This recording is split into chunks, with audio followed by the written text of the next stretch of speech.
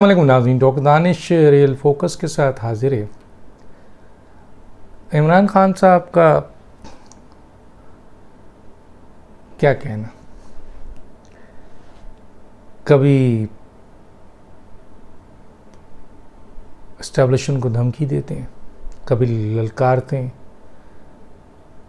कभी फ़ोन करते हैं,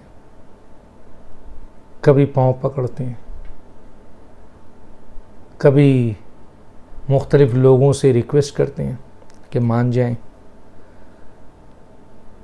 अच्छा, इमरान खान के बारे में कहा यह जाता है कि जी ये पहले चिंगाड़ते हैं और सामने वाला अगर दब जाए तो फिर ठीक है। जैसे ही हमला करते हैं आईजीज़ पे, ब्यूरोक्रेट्स पे, अदालतों पे, फ़ौज पे, इन्होंने एक टैक्टिस,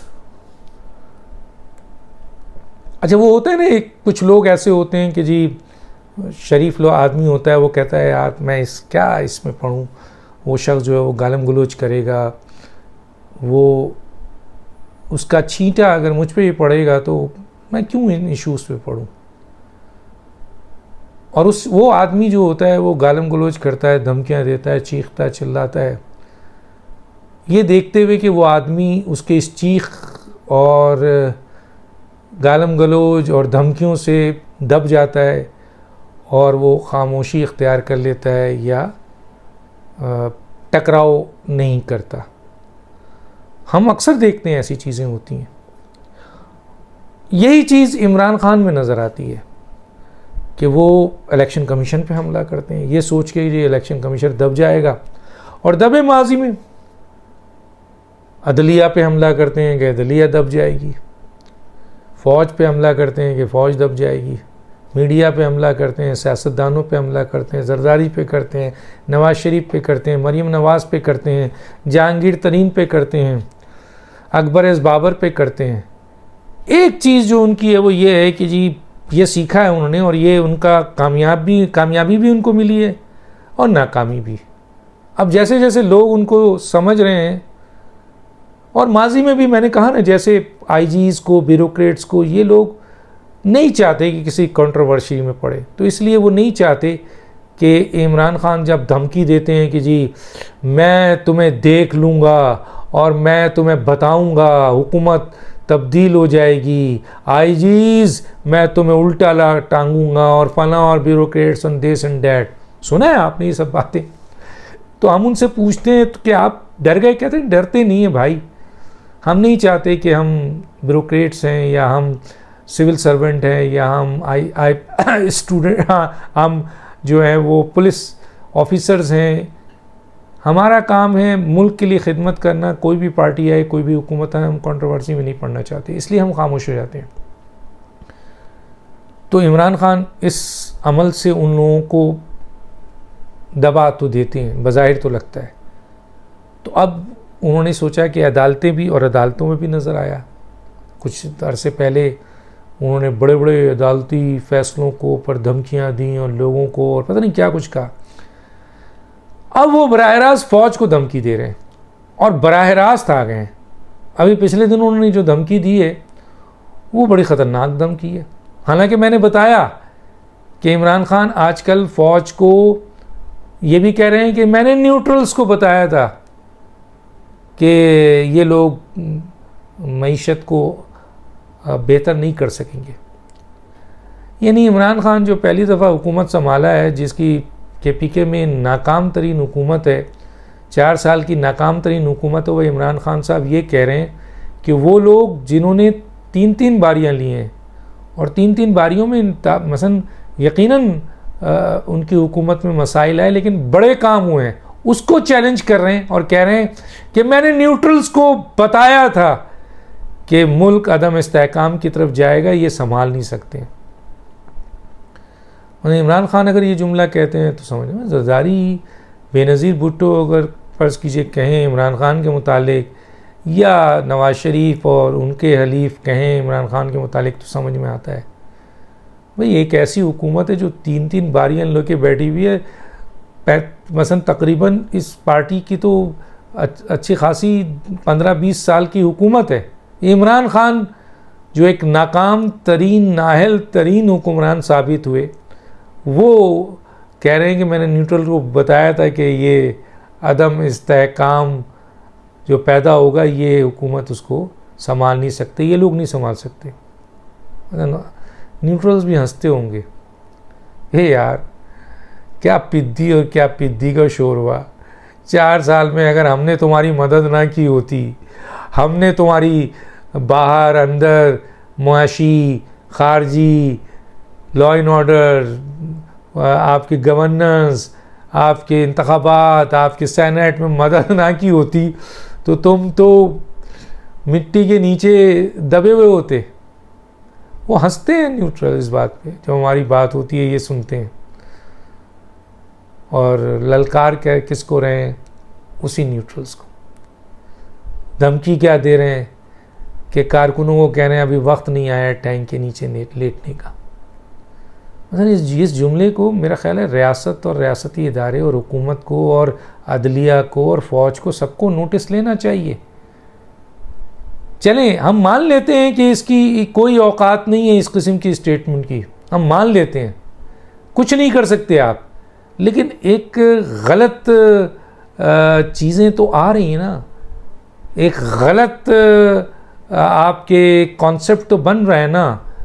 इस मुल्क में आप पाकिस्तान की अपनी फ़ौज के ख़िलाफ़ कह रहे हैं कि हम टैंक, क्या आप मसलन आप समझ रहे हैं कि आप तुर्की के सरबराह हैं और वहाँ की अवाम है, आप किस किस्म की गुफ्तगू कर रहे हैं?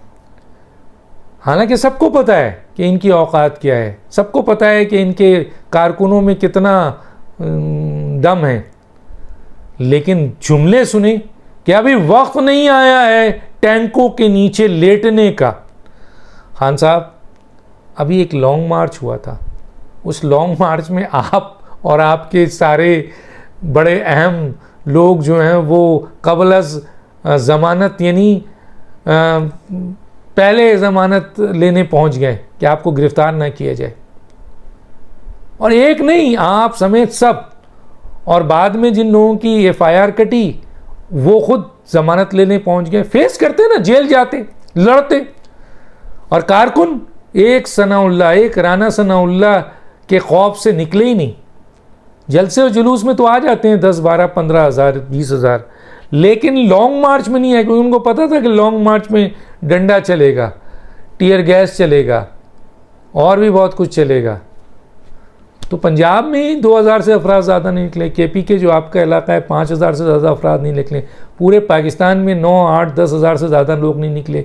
और वो कायद ज़मानत क़ब्ल गिरफ्तारी लेने के लिए अदालत पहुंच गया कि कहीं लॉन्ग मार्च में मुझे गिरफ्तार न कर लिया जाए।